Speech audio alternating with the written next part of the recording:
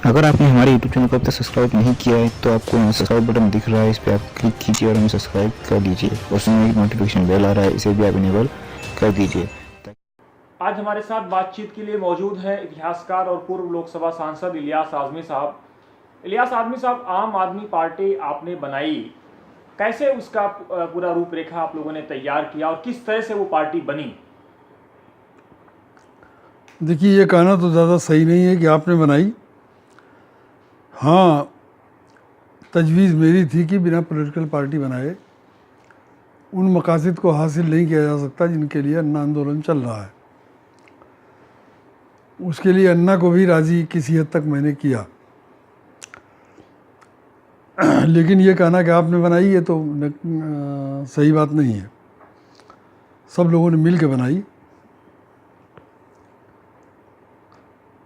और बनी इसलिए कि हम लोगों ने महसूस किया कि अन्ना के आंदोलन में रामलीला मैदान में सारी पार्टियों के नेताओं ने आके वादा किया और जिस दिन पार्लियामेंट से यूनानिमस प्रस्ताव पास हुआ उस दिन भी मुझको यकीन नहीं था कि इनमें से कोई पार्टी ईमानदारी से लोकपाल बनाना चाहती है। बहुत जल्द सबको यकीन हो गया कि कोई ईमानदार नहीं है इस बारे में, तो फिर बन गई। आम आदमी पार्टी से पहले आपने उस बनाने के बाद उसको छोड़ भी दिया, क्या वजूहात रही? क्या पार्टी उन वादों पे, उन मुद्दों पे खरी नहीं उतर देखिए, पाई? उसकी बुनियाद 3 चीज़ों पड़ी थी। भ्रष्टाचार के खिलाफ लड़ाई, पार्टियों के अंदर का लोकतंत्र और सांप्रदायिकता और गुंडागिर्दी। 3 मेन मुद्दे थे। दूसरा मेन मुद्दा था पार्टियों के अंदर की जमहूरियत। जब दिल्ली में पावर में आने के बाद ये पता लगा कि वो धीरे धीरे वो एक आदमी के गिर सिमट गई है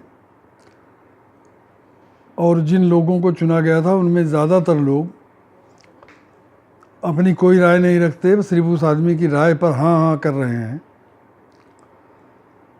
और उसको यकीन हो गया कि मेरे नाम पर सारा खेल हुआ है, तो मैंने छोड़ दिया। इसलिए कि मैं बीएसपी में उससे पहले था, तो बीएसपी ही क्या बुरी थी अगर एक आदमी के पार्टी में रहना है।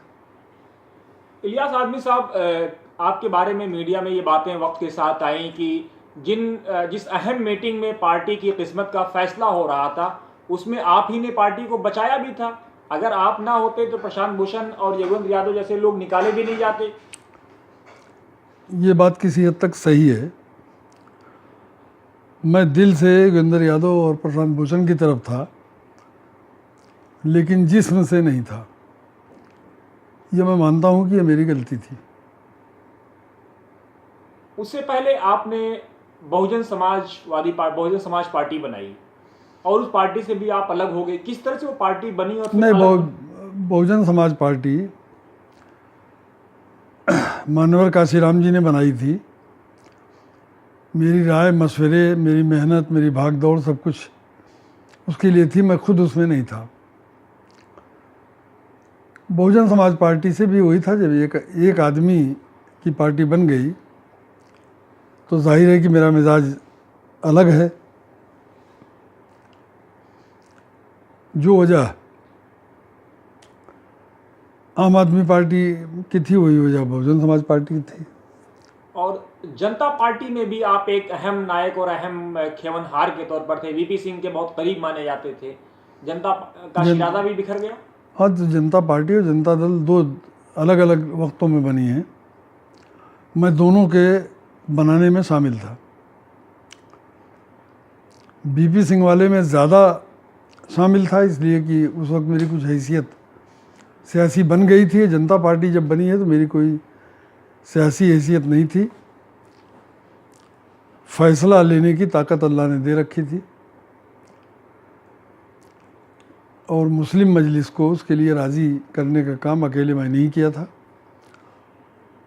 और वो एक टर्निंग पॉइंट था जेपी आंदोलन का, उसको मुस्लिम मजलिस की हिमायत। टर्निंग पॉइंट इसलिए था कि पूरे मुल्क की मुस्लिम जिंदगी में जेपी मूवमेंट की पूरे मुल्क का मुसलमान इसलिए मुखालफत कर रहा था कि आरएसएस उसकी हिमायत में थी। उन हालात में मुस्लिम मजलिस से उसकी हिमायत करा देना आसान बात नहीं थी। तो मुस्लिम मजलिस के लखनऊ कन्वेंशन में मैंने ही प्रस्ताव पेश किया, मैंने ही प्रस्ताव पास कराया, पास हुआ 4 वोट से। और जेपी ने उसको इतनी अहमियत दी कि मुस्लिम मजलिस सतह पर आ गई। लेकिन इलियास आदमी साहब, क्या आज़ाद भारत में ये संभव है कि कोई पार्टी व्यक्ति विशेष से हट करके चल सके? कोई ऐसी पार्टी है? सारी पार्टियां चलती रही हैं, अब रवाज हो गया है, अब व्यक्ति विशेष का रवाज हो गया है, वरना सारी पार्टियां चलती रही। कांग्रेस में जब कांग्रेस पार्टी के अध्यक्ष का सूबे का इलेक्शन होता था तो मालूम होता था कि जनरल इलेक्शन है। सैकड़ों गाड़ियां दौड़ती थीं डेलीगेटों के यहाँ वोट लेने के लिए, बाकायदा वोट पड़ता था।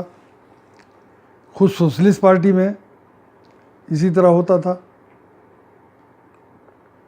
अब एक चीज़ और निकल करके आ रही है कि आप लोग 2019 के इलेक्शन से पहले कुछ नई सियासी पार्टी या नया सियासा गठजोड़ बनाने की कोशिश कर रहे हैं। अभी अब जब मुल्क ही का बन रहा है तो उसमें छोटों का गठजोड़ बनाने का कोई मतलब नहीं रहता।